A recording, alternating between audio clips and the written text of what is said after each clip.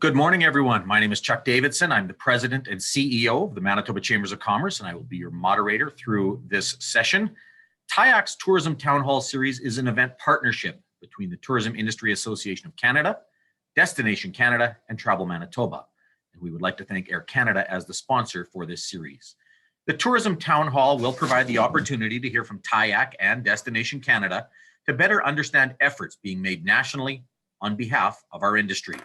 More importantly, this session will provide an opportunity to engage on issues impacting and affecting your businesses and the tourism industry in Manitoba during this time of COVID.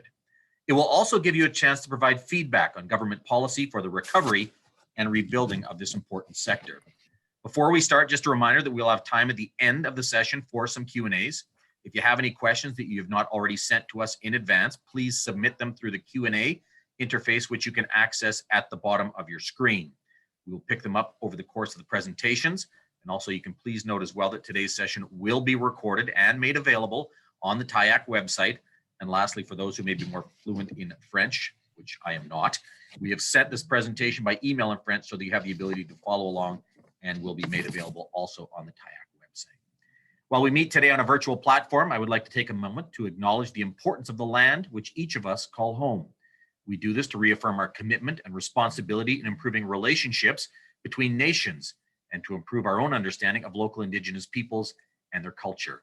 Before we begin, I would like to begin by recognizing and acknowledging that we are gathering and meeting this morning on the original lands of the Anishinaabe, the Cree, Oji-Cree, and Dene people, and on the traditional homeland of the Métis Nation. Our panelists for today, we have rock stars. Colin Ferguson, the President and CEO of Travel Manitoba, Beth Potter, the President and CEO of the Tourism Industry Association of Canada, and Marsha Walden, the President and CEO of Destination Canada. It is now my pleasure. Our first speaker will be Colin Ferguson, the President and CEO of Travel Manitoba. Colin? Wow, rock stars. Thank you very much, Chuck, for that very kind invitation. It's always a pleasure to share a screen with you in the Manitoba Chambers of Commerce. And I also want to acknowledge and thank Beth Potter from TIAC and Marsha Walden of Destination Canada for their leadership through what is arguably the most challenging time that the Canadian tourism industry, global industry for that matter, has ever faced. So all tourism destinations here at home and around the world have been deeply impacted by the pandemic, and we are already seeing significant losses in our tourism sector. We are currently working with three scenarios. We have a baseline, a downside, and an upside scenario as we forecast Manitoba's tourism industry recovery. In the baseline scenario, we can anticipate recovery to 2019 levels by the year 2024. But this regrettably comes with major losses in business sales, in businesses, and in jobs. With sustained investment in tourism marketing to support achieving the upside scenario, we are forecasting to achieve 50% growth or $2.5 billion in annual tourism revenues by the year 2030. Now, a strong indicator of the state of the tourism industry is the hotel sector, which is showing that recovery will be slow. Hotel revenues in Manitoba are down some 60% compared to that of 2019. And tourism economics estimates that room revenue will still be down some 22% next spring and will not fully recover to pre-pandemic levels until 2025. Now, while the tourism industry here at home and around the world await to achieve herd immunity, Travel Manitoba has been working to accelerate a new plan to guide the recovery of Manitoba's tourism industry. The new Manitoba tourism strategy recognizes the far-reaching impacts of the pandemic and provides leadership to ensure our tourism sector recovers as quickly as possible. In other words, this is our tourism recovery plan. Travel Manitoba retained MMGY, an internationally recognized leader in the tourism sector, to consult with stakeholders and revise the Manitoba tourism strategy. Their insights, along with trends in the tourism industry, have helped shape this new document. Among insights gathered from industry is that the impact the pandemic has not been evenly distributed. The recovery paths for businesses and destinations vary dramatically based on their location within the province, the market segments and visitors they try to attract, and of course by regulations. Urban destinations such as Winnipeg and businesses that rely heavily on international visitors, such as fly-in fishing and hunting operators, and the entire community of Churchill have felt the brunt of COVID-19's impact. Shifting to a local audience is often not a viable solution for these businesses, and therefore they require and rely on government relief and assistance. Restoring consumer confidence and providing assurance to residents and visitors will be the critical challenge from a marketing and messaging perspective. The short-term focus must be appealing to Manitobans to explore their own backyard in order to build confidence in the visitor economy. The Manitoba Canada's Heartbeats brand is well positioned to appeal to travelers in the current environment. The perception of Manitoba as a safe destination with an abundance of outdoor recreation opportunities is both good news for the province and an opportunity for us going forward. This opportunity also exists to continue to build off the success of Travel Manitoba's place branding work to help communities, both large and small, maximize their tourism potential. Now, one way to restore consumer confidence is to communicate to visitors the steps you are taking to ensure their safety. For example, the Manitoba Tourism Education Council is offering a free enhanced cleaning program called Clean It Right. This now national program provides relevant training to staff along with peace of mind for customers who see the Clean It Right decal in a business window. We know there are other programs and policies that businesses have put in place to ensure consumer safety. Make sure you're communicating how you are keeping your customers and staff safe, both on your website and updating your listings with Travel Manitoba. The new Manitoba tourism strategy also addresses key future trends, including the need to build the capacity of operators to do business online, as well as the growing demand for experiences that are transformational and above all, safe. Another trend is implementing money-back guarantees and discounts to help drive bookings. And while there is no doubt that events are rethinking their business models and success factors, Travel Manitoba continues to play a role in advocacy and has placed even more emphasis in aligning industry and government stakeholders. The new growth targets of the updated Manitoba tourism strategy are aggressive. Prior to the pandemic, we were on track to achieve $2.2 billion by the year 2022, experiencing annual spend growth of $100 million each year since the implementation of our Plan 96.4, now Plan 95.5 funding model. This revised strategy forecasts that with sustained investment in tourism, and we are still seeing sustained investment, we have the potential to reach $2.5 billion in spending by the year 2030. Successful execution of the Manitoba tourism strategy has the potential to mitigate economic and business losses in Manitoba's tourism industry because of COVID-19 and generate transformative economic benefits for the province. While the new Manitoba tourism strategy will position our tourism industry for future growth over the long term, in the short term, our focus is local. Our marketing efforts over the course of 2021 will depend on and align with public health orders and travel restrictions. Our primary target market will be Manitoba, and if and when we are able, we will look to expand our campaign to reach the neighboring provinces of Saskatchewan and Northwest Ontario, hopefully open up to Canada and soon to the US market and international markets. Our upcoming campaign will build on the Home is Where the Heart Is theme that resonated so strongly with locals last summer. Our robust summer campaign includes content and digital marketing, media relations, print, television, and radio to promote road trips and other travel offerings that are local. Our campaign also includes a partnership with Expedia to drive awareness and hotel room bookings. And as always, the goal of this campaign, along with our dedicated partnership campaigns, is to drive leads to you, our partners, to close the sale. We know the past year has not been easy, but through the new tourism strategy and the leadership of both TIAC and Destination Canada, we have the opportunity to make meaningful enhancements and additions to our province's tourism landscape for an even stronger recovery. Thank you very much. Back to you, Chuck. Thank you, Colin. And as mentioned as well, if you have questions throughout some of the presentations, we will have a Q&A section at the end of this. And I see people are already putting their questions in the Q&A. We will try to get to as many as possible at the end. So a big thank you to Colin for kicking things off. Next up, it's my pleasure to welcome Beth Potter, the President and CEO of the Tourism Industry Association of Canada. Beth? Thank you, Chuck. And it's always great when we can partner with the Chamber Network. It's so much opportunity to align our work together. So thank you for being here today. Hello, everyone, and thank you for joining us. Bonjour tout le monde et merci de vous joindre à nous aujourd'hui. I am happy to be here today to both update you on the work TIAC has been doing and to engage in an open dialogue about the state of the industry in Manitoba and across the country.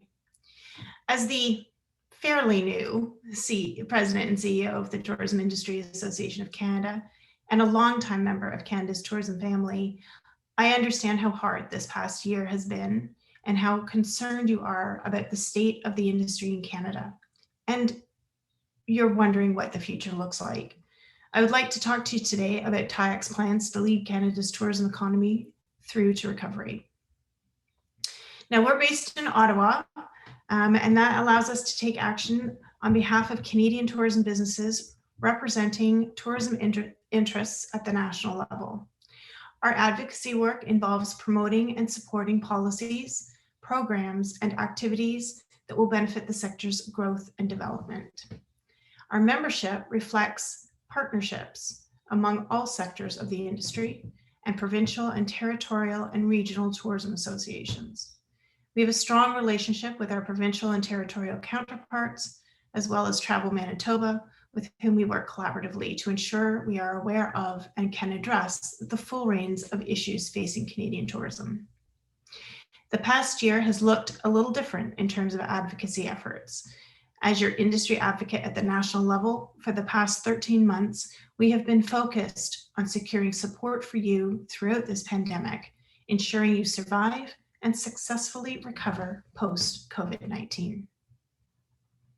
We have been meeting with MPs and senators, consistently elevating the issues impacting our industry, and most recently, promoting the recommendations in our 2021 Tourism Recovery Plan in advance of last month's federal budget. We also work hard to ensure that our collective voice is heard by the public through national media coverage. This helps elevate the conversation and importance of our issues in the eyes of the federal decision makers. As we are all too aware, our businesses were the first hit by the pandemic, the hardest hit by closures, and will be the last to recover. This is the message we have been sharing with decision makers here in Ottawa and with opinion leaders across the country. Our recovery plan was developed by our recovery committee. It has gone through a few iterations as we navigated the crisis, and we will now be looking to update this with outcomes from the recently announced proposed supports. Since last March, we have seen some business programs which our industry has been able to access, such as the wage and rent subsidy programs, the Regional Relief and Recovery Fund, and most recently, the creation of the Highly Affected Sectors Credit Availability Program. TIAC works closely with departments who manage these programs to bring your concerns direct to source and ensure that issues are heard and inefficiencies are addressed. And I want to take a moment here to thank the Manitoba members in particular who have shared your stories with us on HASCAP. As you know, we are still looking for a solution to some of the issues. The only way we know there are inefficiencies in programs is by hearing from you. So thank you for providing us with real life scenarios and examples.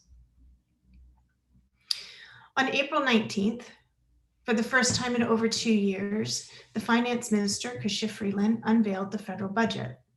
Tourism was mentioned many times compared to other sectors, which is an acknowledgement of the work that we've done.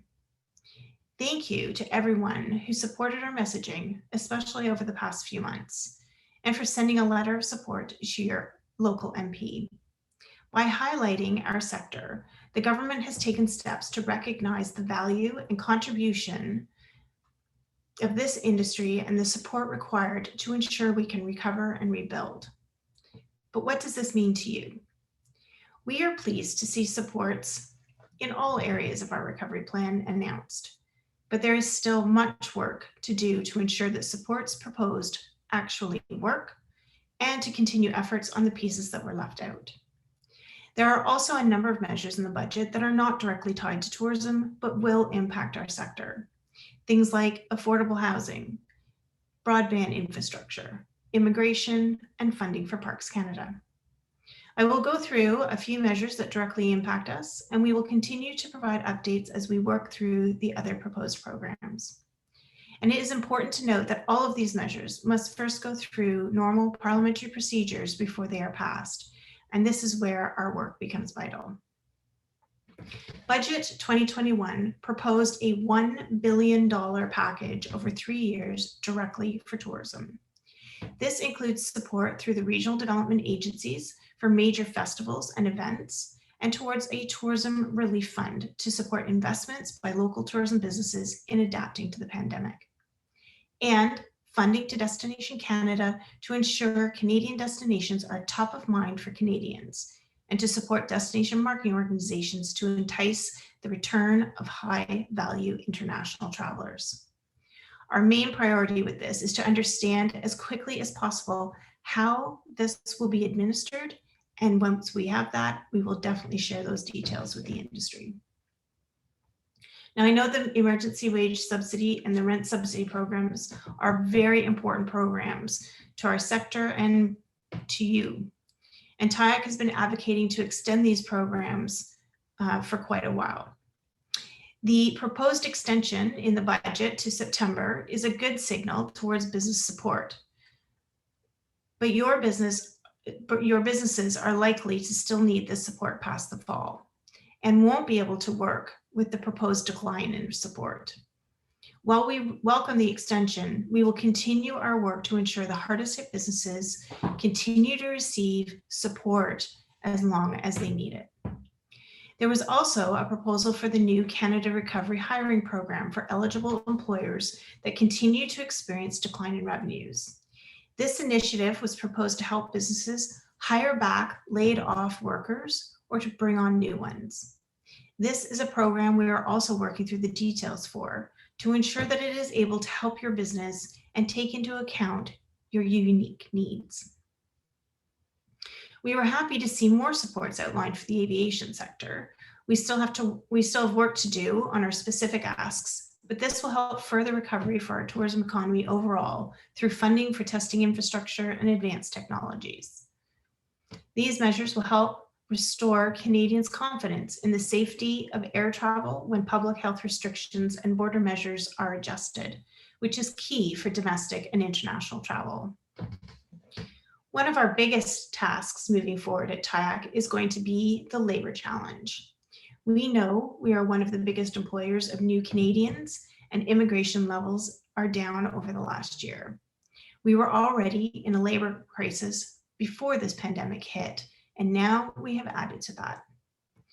TIAC is working closely with Tourism HR Canada to map out how we are going to best approach this, but know that this is top of mind. There were a number of significant pieces in the budget that will affect this area, and we need to ensure that these programs also account for the unique needs of tourism businesses.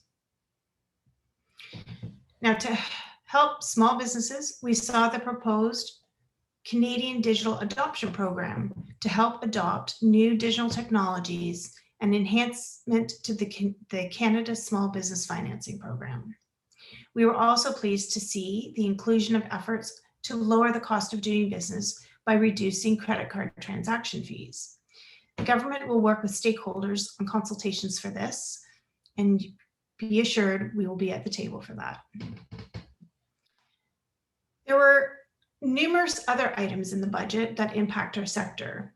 This is a lot of information, and you are probably wondering how to learn when and if these supports become available and how to access them. We will actively be sending out updates and information over the coming weeks as we learn more through our discussions with government. We know many businesses in Manitoba rely on the US or international visitors, like Churchill Wild, a valued TIAC member. I would like to thank Churchill Wild for sharing their story with us and explaining the impact of having no bookings for the last 14 months. Sadly, we hear this a lot. Tourism is the hardest hit industry, and I can tell you, when we meet with federal officials, we tell your story of losing staff, losing revenue, and worrying about how you will continue to operate. We highlight what your losses and struggles mean to the community and country in economic impact and lost jobs. You are vital, and we aren't taking the gas off the pedal, or we aren't taking our foot off the gas. Our main priority are you, our members, and we want you to know that we are in your corner. You have my word that we are working hard at the federal level on your behalf. How do we plan to move forward to regain our industry's momentum? As mentioned before, our first step will be to continue advocating for those pieces that were not addressed in the budget and to ensure efficient and effective rollout of the promised support and relief programs. You need these programs to work to bridge you through. With this in mind, I'd like to take you through TIAC's vision as we move forward on a few important pieces outside of relief programs. We believe that proof of vaccination will become a part of a traveler's travel documents moving forward. We recommend that Canada adopt this. There are certain destinations in the world where you must show proof of vaccine to enter, and a process already exists. However, we know not everyone will get vaccinated. That is why it is crucially important that we also plan for testing and processes for those that are traveling without a vaccine. Travel cannot be limited to only those who have been vaccinated. Testing and contact tracing will have to be a part of the process. So we are looking to lead the way in changing the current narrative on behalf of the sector. We need to let the public know when restrictions are lifted that our businesses are prepared to offer safe experiences and deliver services following all of the necessary health protocols. We know just how much work and investment you have put into ensuring your business is compliant and ready for guests. Consumer confidence will be vital. So while health and safety of Canadians is paramount to our sector, we know travel will resume and are asking for the ability to plan. We have been starting conversations and recommending solutions for criteria to reopen and calling on government to take a leadership role to put a line in the sand of goalposts or a target date that we can open. You will need time to plan, to market, to retool, retrain, and rehire before you are ready to open. We have been facilitating conversations with the Canadian government and at the global table through the World Travel and Tourism Council, looking at what other countries have been doing to ensure Canada is a part of the seamless traveler experience for people that are moving around the world as we recover from the pandemic. Now, finally, before I close, I encourage you to visit our site, tourismcounts.ca, where we update our advocacy initiatives and provide updates and information. I would like to thank the TIAC members, especially those of you here in Manitoba who are participating in today's town hall. We greatly appreciate your continued support of our advocacy efforts and for strengthening our voice. If you are not a TIAC member, I invite you to join today. As a not-for-profit organization, our advocacy efforts rely on the support and investment of our members. So please join your peers across this country and continue in fueling the work we are doing today for your survival and recovery tomorrow. Our success begins with your support. Look forward to our discussions today. And at that note, I'll pass it back to you, Chuck. Thanks, everyone. Thanks, Beth, and thank you for your comments. We've got over 100 people on the line watching today's video. The questions are coming in fast and furious into the Q&A section, so we will try to get to as many of those as possible when we get into the Q&A session of this event. Before we continue to get to that session, though, we want to hear from Marsha Walden. Marsha is the president and CEO of Destination Canada, and Marsha, time for your president. I love your background too. As a northerner, Pichu Falls. I know there's some Thompsoners on the line here today, so you're going to get them for sure. So Marsha, you can go ahead. Well, thank you, Chuck. Good morning, everyone. Bonjour à tous. Thank you so much for inviting me to join you today. It's great to be speaking with our partners in Manitoba. I'd like to acknowledge that I'm joining you today from Vancouver, the traditional home of the Coast Salish peoples, the Squamish, Musqueam, and Tsleil-Waututh. Je suis très heureuse d'être ici aujourd'hui. Je vais donner cette présentation en anglais, mais nous avons fourni le document en français aux gens intéressés. I want to start today just by briefly providing a little bit of background on information on Destination Canada, what our role is within the sector. I know many of you perhaps haven't encountered us in your daily work lives very often. We are a federal Crown corporation, and our mandate is to sustain a vibrant and profitable Canadian tourism industry, which gives us a very broad mandate. And we do that through a number of key activities, through marketing, of course. We also supply a lot of research and business intelligence about our industry, which helps both businesses and governments make good decisions. We now have a key role in destination development, and of course, we're all about trying to strike partnerships that help us be aligned and more competitive on the global stage. Much of our industry's strength is really found in the relationships that we've formed with partners. For all parts of our industry, I know partnerships are critical, and so it is with us. Destination Canada, TIAC, and Travel Manitoba have worked together for many years, and our work together is really all about bolstering our industry's prospects in what can only be described as one of the most competitive sectors on the planet. And as everyone watching here today knows, working together and having a collaborative response to what has befallen all of us, pardon me, has never been so critical as it is now. Now, I know this past year has been incredibly difficult for our sector and for individual businesses in every part of this country. And before I continue and start talking about the future, I just want to acknowledge how very, very harsh that reality has been. And we know that recovery in and of itself will also be very hard. There's no graph, I think, that we have that quite tells the story like this one does. And so we know that many of you have had a very, very tough row to hoe in the last 14 months or so. And to help with that recovery, today I'm going to touch on 3 phases of our work that really stretches across 3 different time horizons.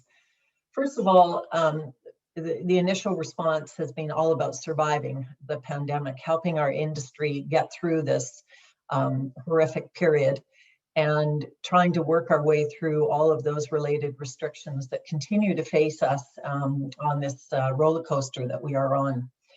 Our second phase is about reviving market revenue, and that's, you heard Colin talk a lot about that. The promise of growth and opportunity in our future remains, and we need to best figure out how to cultivate that. And so we work with our partners like Travel Manitoba to make sure that we are giving our industry the best shot at driving market revenue when the opportunity arises. And finally, over the longer term, this pause has certainly given us the opportunity to look at how we can truly increase the vitality of our industry over the long term, to reconstruct what we have here in this sector to ensure that we're delivering net benefits for communities and long-term resilience for the businesses in our sector. So I want to just back up for a moment and talk about the survival stage. Certainly our initial response to the pandemic back in the spring of 2020 was to try to do things that would help our industry limp through that first summer. And so one of our first actions, as we saw a bit of a ray of hope in the summer of 2020, was to work with our provincial and territorial partners to try to create an agile co-op marketing approach that would really be able to tap into the fact that we knew our starting place would be at a very hyper local level.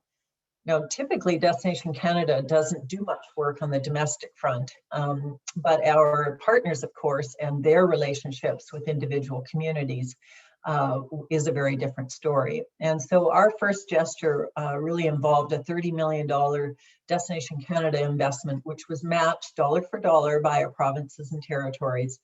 And so with Travel Manitoba, we worked jointly to provide $2 million to support our local restaurants, experiences, and operators from a marketing perspective. Nationally, we also invested more than $18 million in a number of other initiatives and partnerships to bring together significant players, some of whom have incredible reach of the traveler marketplace, to try to extend the overall buying power of our partners across Canada.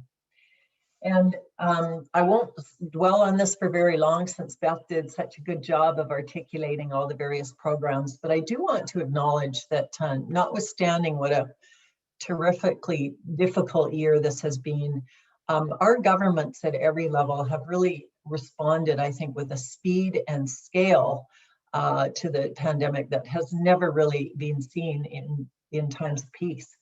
And so I know there is still work to be done, as Beth described, to try to address some of the gaps. But overall, I think we've seen an enormous response from governments at every level. Looking ahead, we are still seeing some signals of future demand that are pointing in the right direction for all of us. And the one big concern, I think, that we would have to say is that our research continues to show that we have a lot of work to do in restoring confidence in travel. This sentiment tends to follow real-time conditions in the marketplace. Not surprisingly, consumers are pretty savvy, but confidence in travel, both as a traveler as well as a host, is an impediment that we as a country are going to need to address in a big way in the short term. We do know that 80% of Canadians say they plan to travel when restrictions are lifted, but Canada typically has quite a large travel deficit, meaning that Canadians spend about $40 billion annually in outbound travel going elsewhere in the world, whereas foreign travelers tend to spend about $23 billion on inbound travel coming into Canada. So that is a significant travel deficit, which means that it's very important that in this short term, we convince Canadians to spend their money in Canada, to travel throughout Canada, and not to save all those all that money that they're sitting on right now, not to save it for later in hopes that there's an international travel opportunity on the horizon. So if Canadians would spend just 2/3 of their normal travel budget in Canada rather than internationally in 2021, it can speed our sector's recovery by about a year, and it can help create 150,000 additional jobs. And we know many of those jobs, 17,000 employees, exist in Manitoba. And so having our own residents travel our country this year is really important. So to help maintain those jobs and our communities that they support, our short-term marketing plans are really designed to channel domestic demand to destinations right across the country. A key part of our plan to revive revenue is characterized in this multi-phased approach that really gives us an opportunity to align our messaging with the evolution of health restrictions. As you can appreciate, finding the right things to say in this environment has been difficult at times. We've taken a step forward, we've taken 2 steps backwards. And so right now we're still in the influence phase. And during this phase, we have a couple of key goals. First of all, we need Canadians to understand the importance of Canada's tourism industry. And this not only helps them understand what it takes to support their communities, but also helps them to work with our political leaders to understand that tourism is important to them and their communities.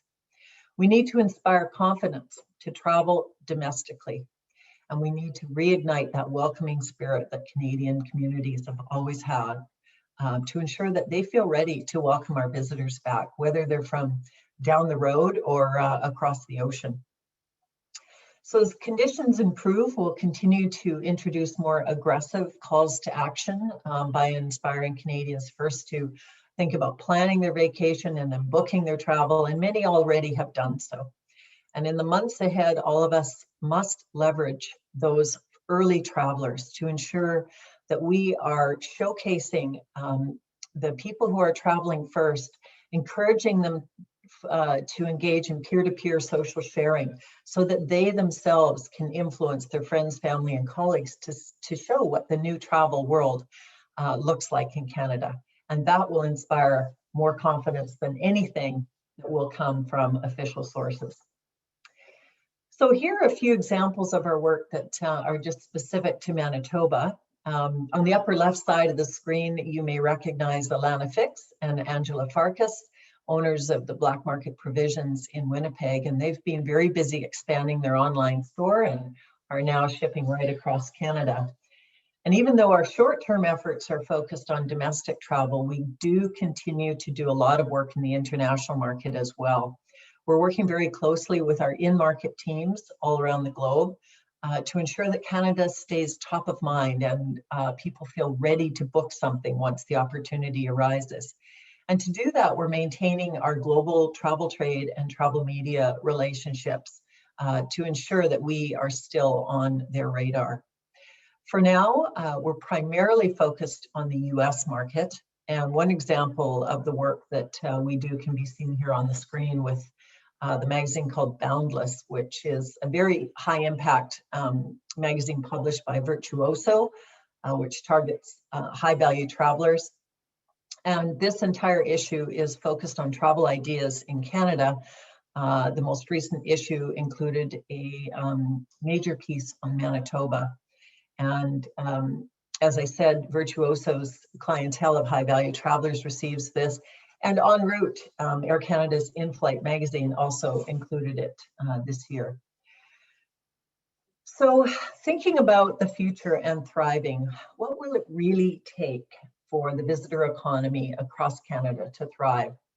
Well, we believe that in the longer term, this begins with having a new North Star, one that orients us toward really why our corporation was created in the first place.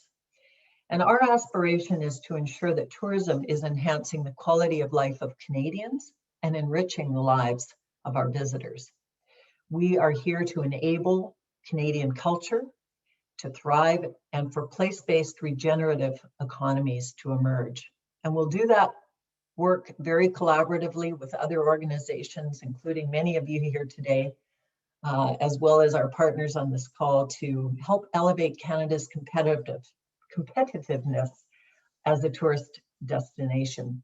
We spent a lot of time thinking about the marketing side of this equation, and now we need to spend more time thinking about the product and destination side to ensure we remain a competitive destination.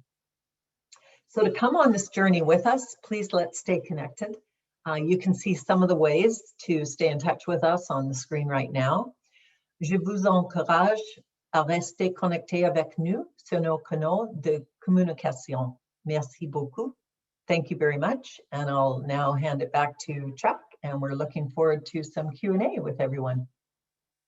Thanks, Marcia, and thanks everyone. As we mentioned at the start of the session, the town hall was developed really for you to ask questions directly to industry leaders on those issues affecting your business and the tourism industry. And many of you submitted those questions in advance, and we would encourage you to please continue to submit those through the Q&A function. I'll ask the panel to please keep your responses short so that we can try to get to as many as possible.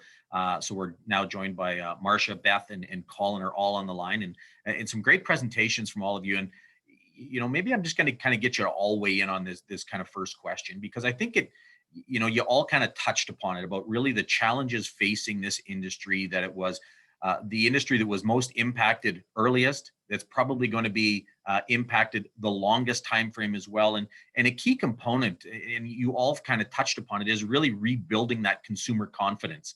And in this industry, when you're looking for that certainty, I mean, maybe just maybe an opening comment from each of you, just on the challenge that we're really seeing in terms of how do you rebuild that confidence in really an uncertain world, in terms of recognizing, when we're going to come out of this and when travel can start.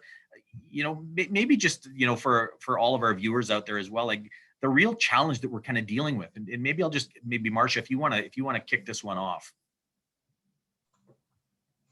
Thank you, Chuck. Yes, this is, I'd say, the biggest mountain we need to climb first. is restoring confidence in travel. Like any segment, there are always the early adopters, and we need to really leverage those early adopters by encouraging them to share their experiences, by making sure the experiences they have feel safe and that they can visibly see all the measures that you have now taken to make the travel experience safe for them. We've always known that the most powerful marketing tool for tourism is word of mouth. And if we can convince those early adopters to share their experiences with their family, friends, and colleagues, that is the thing that will start the flywheel going again. There's a lot of pent-up demand, certainly for 2021 summer travel, and we need to get that flywheel going early. So that would be my thought on it. Beth, do you maybe want to jump in on that, just from a, you represent a number of stakeholders throughout Canada as well, specifically in regards to the industry. What are they really telling you in terms of, that uncertainty and what they're looking for kind of going forward to really help rebuild that confidence? Well, part of the challenge is going to be changing consumer sentiment here at home. There are an awful lot of Canadians who have taken the stance that they don't want outsiders in. And, we've seen challenges of that over the last 14 months where, folks who have a different license plate, their car gets damaged, or there's just an outcry against people coming from an urban center into a rural center. And we need to change that. We need to get back to being that welcoming community that Canada is known to be. And it's a twofold thing too. If we don't let people know that we're comfortable to travel and that we're comfortable to allow people to come into our communities, it's going to make it harder for the government to make the decision to open the borders, whether that's easing provincial borders or opening the international borders. And the longer those borders are restricted, the longer it's going to take for our industry to recover. So some real groundswell of positive stories, positive messaging is really what is needed, especially in the coming months. Colin, just kind of building on that, maybe, is this something when you look at, when you're looking at tourism, and I know each one of you have kind of touched upon it, that really the focus, is sort of those first initial baby steps is we got to get Canadians just traveling within Canada to start. And specifically, is it even a provincial standpoint for how do we just get Manitobans to travel around Manitoba is something, and you're kind of taking that approach. Is that kind of the first step in terms of rebuilding that confidence and getting people a little bit more comfortable looking at travel, is taking that local approach first before expanding to what, Beth has talked about in terms of really opening up our borders, which, from a Canadian standpoint have been virtually closed for the past 14 months? Thanks very much, Chuck. First of all, the two previous answers are absolutely bang on. Consumer confidence has a double-edged sword. There's, first of all, the customer wanting to travel, and secondly, whether Canadians are willing to accept those travelers, and we've got a lot of work to do on that front. But one of the things that has been a bit beneficial for Manitoba is that we've been a little we've done a little bit better, we believe, because we're less reliant on international travelers. Now, I know that we have Churchill and fly-in fishing operations on the line today, and I know exactly the impact that the closed borders from an international perspective has had on Churchill and those fly-in operators in particular. I understand it wholeheartedly. Manitobans last summer really took the challenge and traveled in their own backyard. And so we're anticipating that our numbers are actually going to be a little bit better than maybe the national averages. And typically a lot of Manitobans represent a large percentage of the travelers rather, and a large percentage of the revenue that's generated on an annual basis.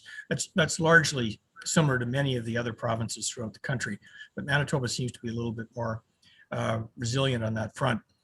This summer, we're going to be really promoting heavily the concept of when we're allowed to do so and when restrictions begin to lift, and we're hoping that is going to be soon, to move Manitobans throughout the province of Manitoba and, provide them with the opportunities to explore places they've never been to, explore places that they haven't been to in years. And we're hoping that the residual effect of all of this Local marketing is going to be that Manitobans will continue to travel the province post-pandemic. We know there's a lot of pent-up demand. Marcia's already touched on this. You know, Canadians are going to want to leave Canada and go and experience other places. And it's really incumbent on us to try to find ways to keep as many Canadians and Manitobans at home, traveling within their own country and in their own provinces. Those are going to be some pretty significant challenges ahead of us. Beth, I'm just going to go to you next. One of the things that you talked about in your presentation was the issue of the vaccine passport, and that's something that has been raised a number of times in the last little while. So, you know, we haven't necessarily seen the federal government indicate one way or another whether there is going to be a vaccine passport, whether it's going to be done through the provinces. You know, I'm just curious in terms of your thoughts, in terms of the importance of that, in terms of helping to rebuild that confidence in the industry as well. How important is that passport going to be, and what should it look like from TIAC's perspective? Yeah, so first of all, I mean, I've been calling it a proof of vaccination because passport indicates that it's a requirement, and we don't want people to think that you have to have a vaccination to travel. And so proof of vaccination can help make it easier to travel and maybe alleviate some of the testing that is required. And we've been speaking in that kind of language for a long time now, and we've you know, that is what is being discussed at the global table when I'm working with WTTC. And really, I think that, you know, times they are changing. I mean, if one thing we've learned throughout this pandemic is, you know, what you think you know today could be, you know, what I'm telling you right now could change by the time we get off this presentation. Over the last few days, both the Prime Minister and the Minister of Health have both spoken publicly about Canada going down the route of adopting some kind of a proof of vaccination in order to travel. And what we want to see is the federal government leading the charge on this, so that we don't have 13 different versions. And we want to also make sure that national system lines up with what's happening internationally. So again, it becomes a known factor.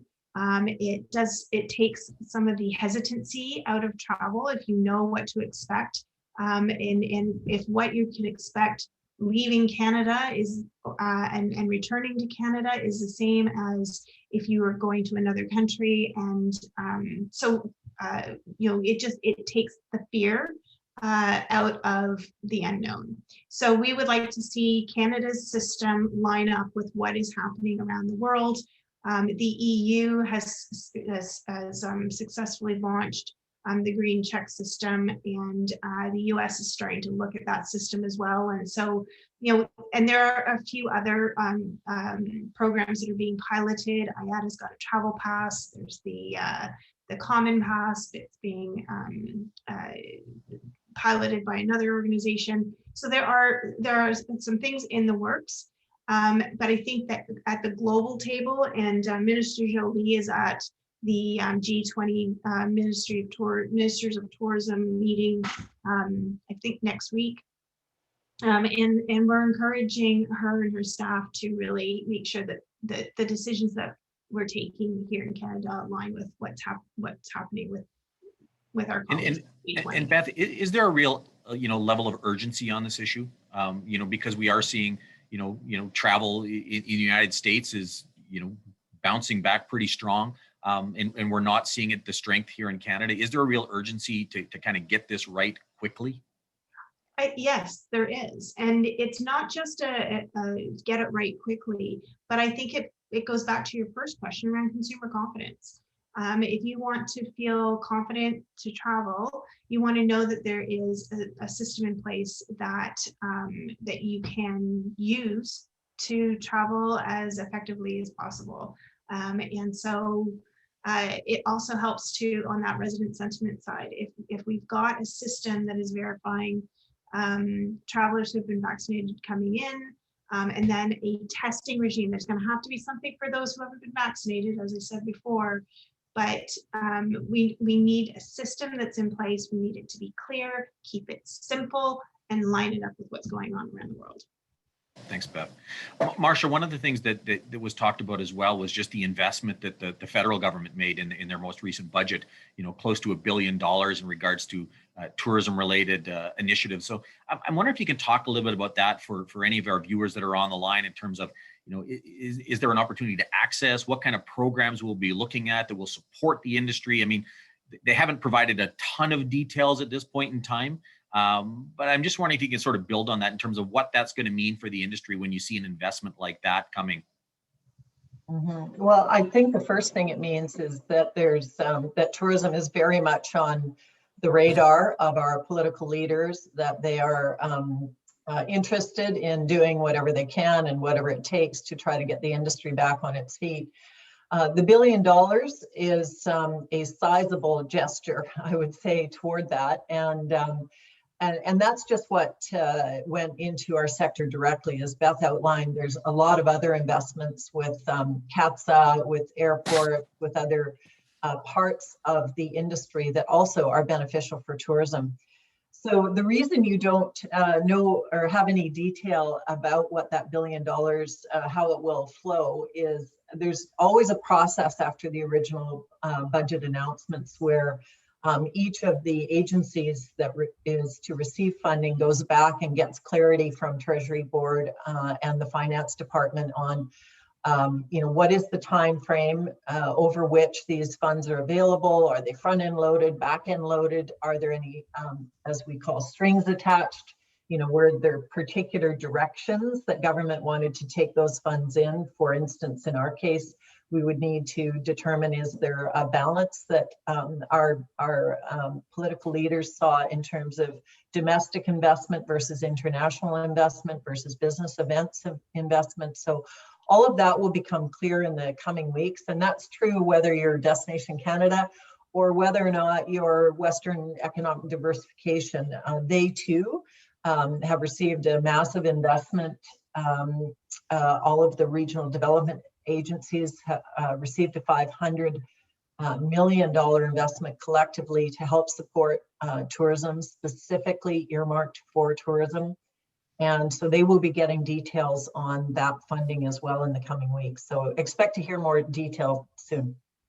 Thanks, Marcia.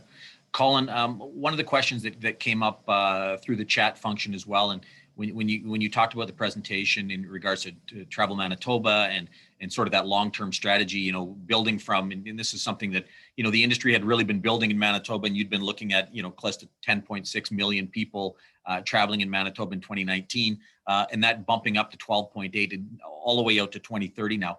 Are you looking at different markets in terms of what that makeup is going to be, or is it really just kind of getting through this and then having the ability to expand, or is it having to target sort of additional areas?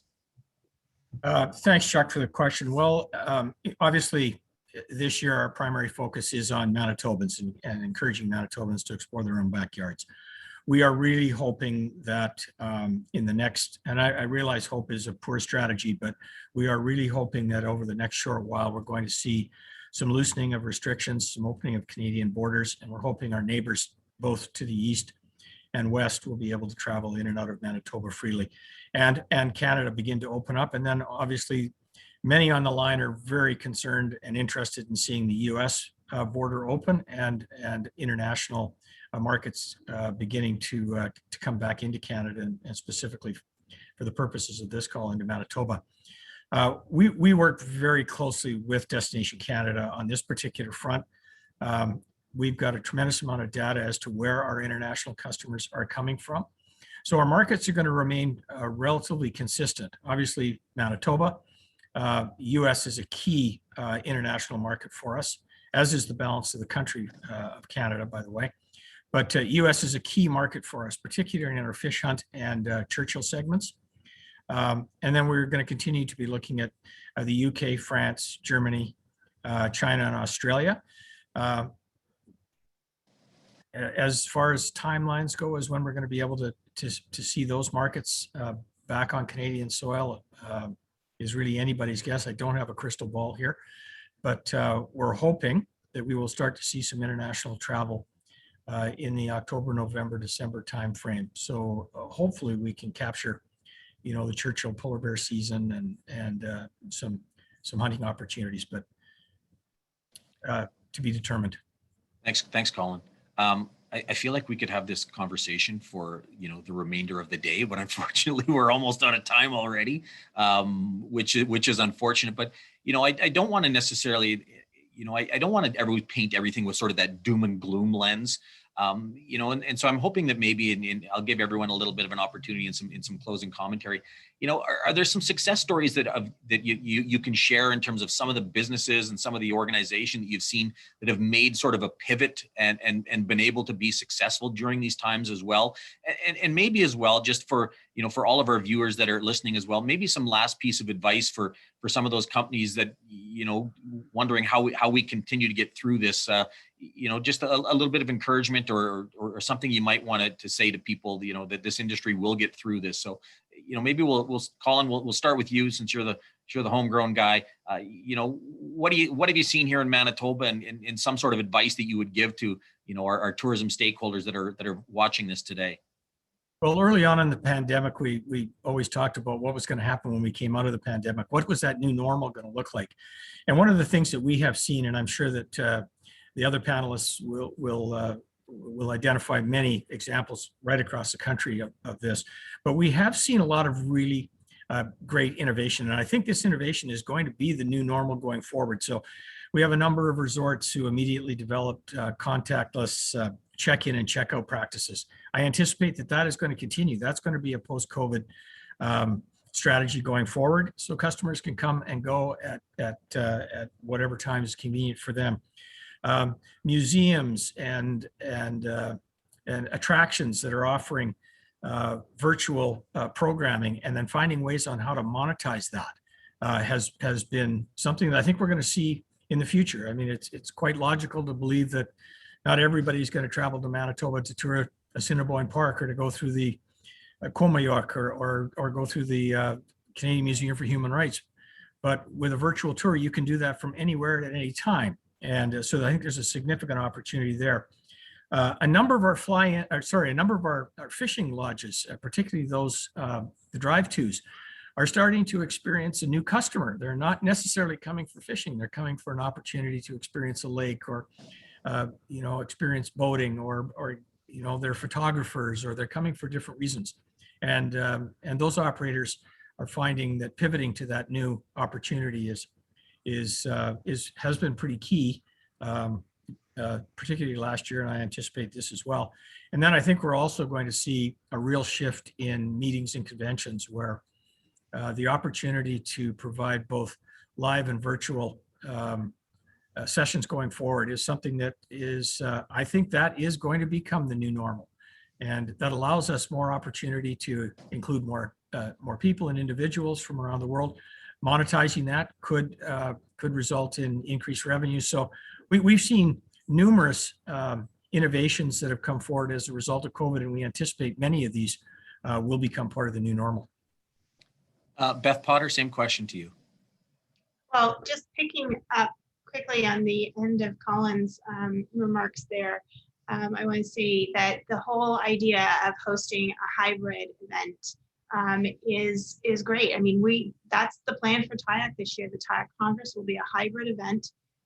We will have an in-person portion in Ottawa and the rest will be virtual. And it helps us actually extend our reach because not everybody could afford to come to Ottawa for Congress. So it's challenging us to look at new ways of doing business and engaging with our membership. So I think that's a real positive that's coming out of this.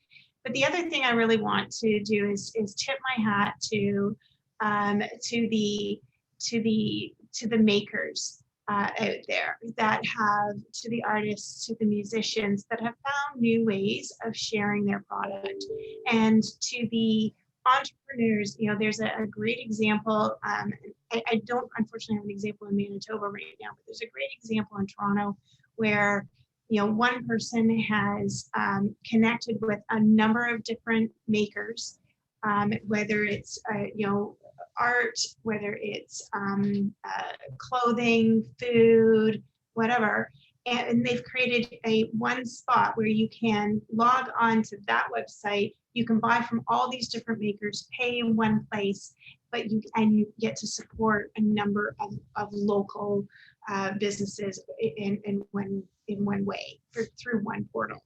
So there's great things like that happening all around the country. And I just, that you want to talk innovation, those are the people that are going to be driving the way we do business going forward. Thanks, Beth. Marsha Walden, President and CEO of Destination Canada. Final word is to you. Well, thank you. I think the incredible innovation we've seen in the industry has been well captured by Colin and Beth, but I'll leave your audience here today with this thought. Really, it comes down to, what does the world's consumers want in the future? And I think we can all feel very reassured by the fact that travel remains one of the most desirable things to do among the world's population. We have this urge to explore the world, to meet with other cultures, to be part of something bigger that enhances our lives and enriches how we see ourselves on this planet. And many of the consumer shifts that we have seen, people's desire to get more exposure to the great outdoors, to do more that is connecting to nature, is totally in Canada's wheelhouse. Boating, fishing, hiking, camping, enjoying the majesty that our planet offers is really what Canada is all about. And that will remain extremely desirable for the world's future travelers. And we know that the world can't wait to get back to that kind of activity. So I think right across the world right now, we see investment companies and others placing bets on tourism for the future, big IPOs, big investments in airlines, etc. So it's a rosy future. We've just got to tough it out in the short term. Thanks, Marsha. Well, unfortunately, we have run out of time, and I'd like to thank you for joining this town hall and by submitting your questions. For those that did not have your questions answered, we will send them to the panel and ask them that they reply to you directly by email. And once again, I want to thank the Tourism Industry Association of Canada, Beth Potter, the President and CEO. I want to thank Marsha Walden, the President and CEO of Destination Canada, Beth with TIAC, and Colin Ferguson, the President and CEO of Travel Manitoba, for taking part. And thank you to all of you for being great tourism partners as well that have been on the line listening and sending questions in as well. Thank you, everyone, and have a terrific day. Thanks, everyone. Thank you, Chuck. Thanks, Chuck.